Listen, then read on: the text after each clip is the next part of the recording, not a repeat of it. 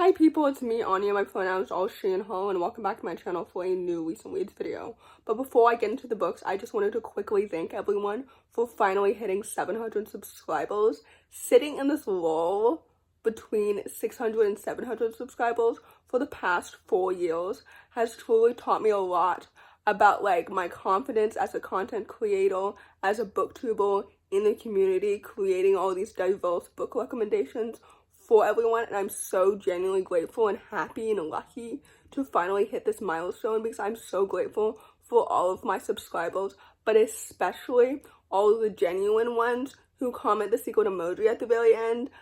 I'm so happy that so many new people are enjoying my content and sticking around.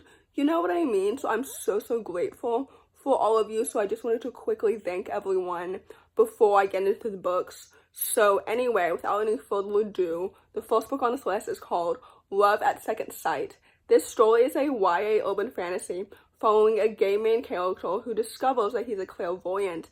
Essentially, he can see the future or glimpses of the future, and basically he sees someone die, so now he wants to try to prevent that person's death.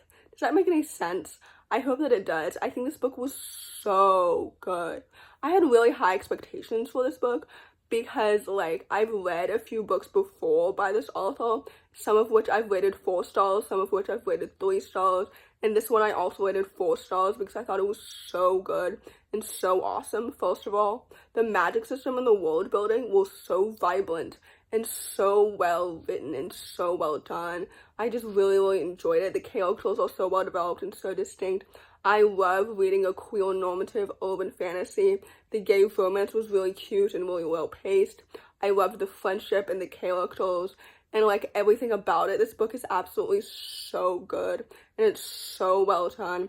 I actually don't know if this is a standalone or if they're all sequels. I think historically the author has only written standalones, so I'm assuming that this book is also a standalone.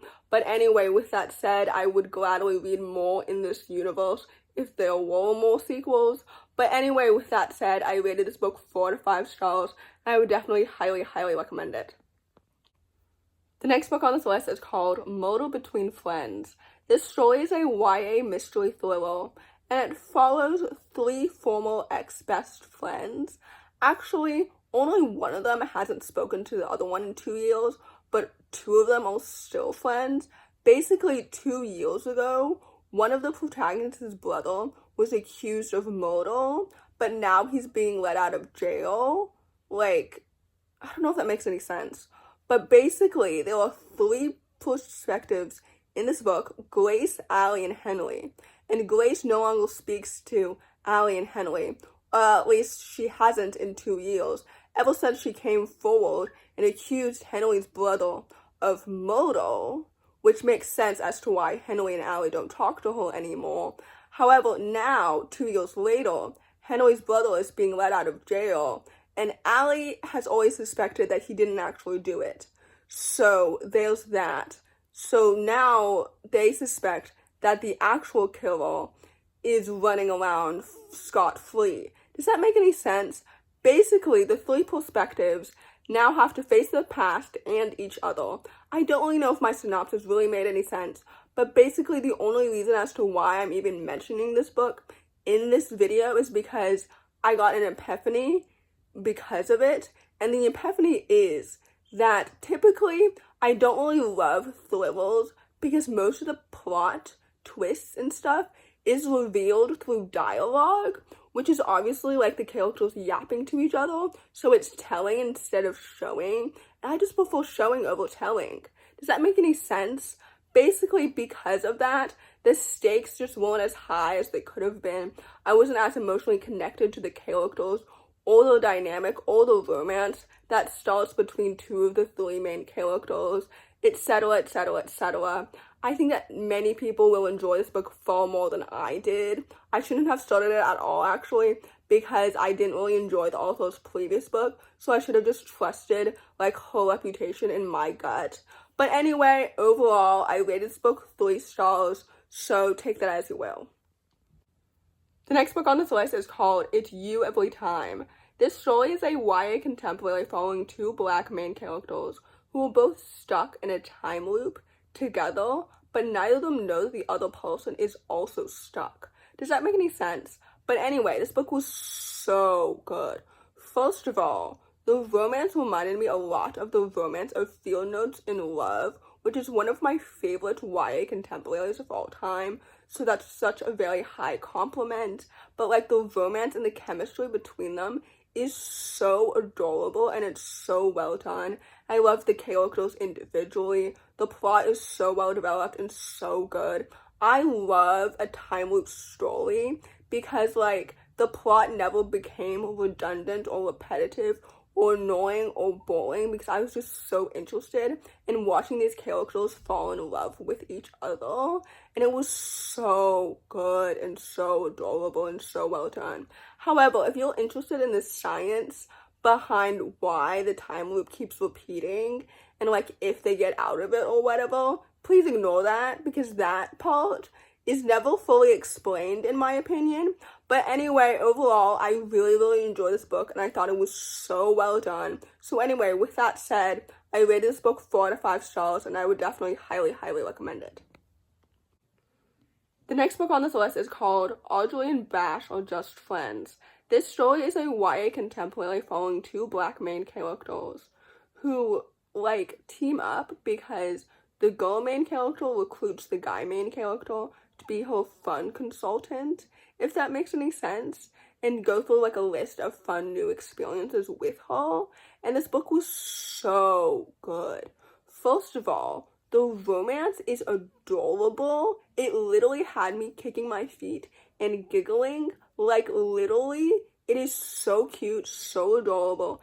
Their chemistry like is so good. I love it so much. I also loved the characters individually.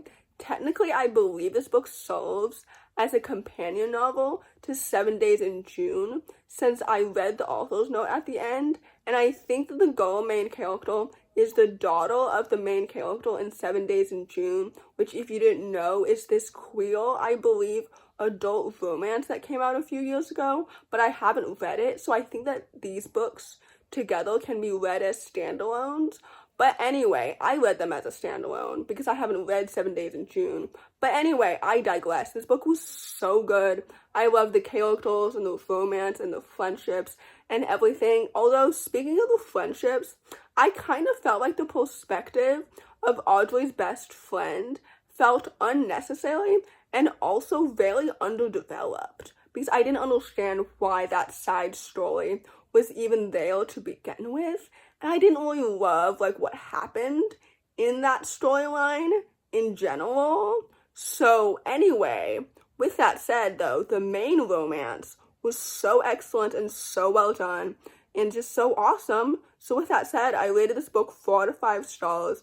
I might read 7 Days in June in the future. So with that said, I would definitely highly recommend it. The last book on this list is called Doughnuts and Doom.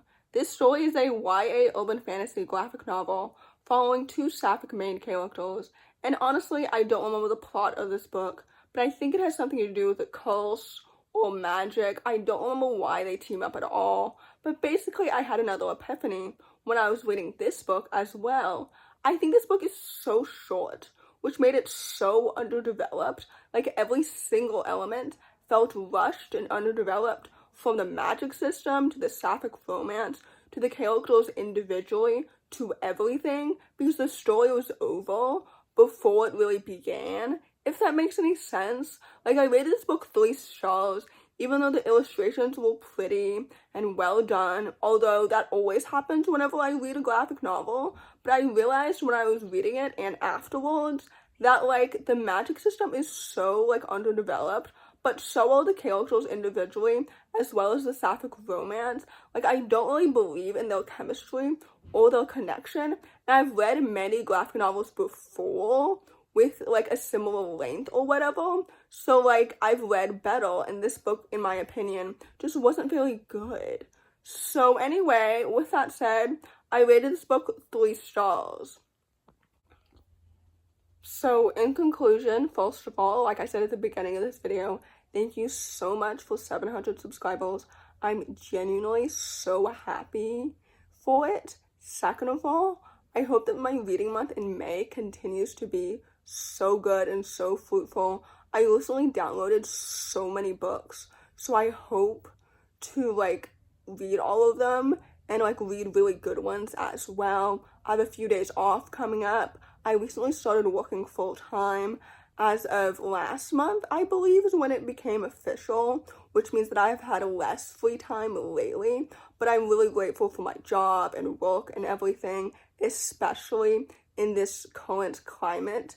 But anyway, in conclusion, I hope that you enjoy this video, and please don't hesitate to give it a big thumbs up. Comment down below the diamond emoji if you made it all the way to the end of the video. Thanks for watching. Subscribe to my channel if you're new, and I'll see you in my next video. Bye!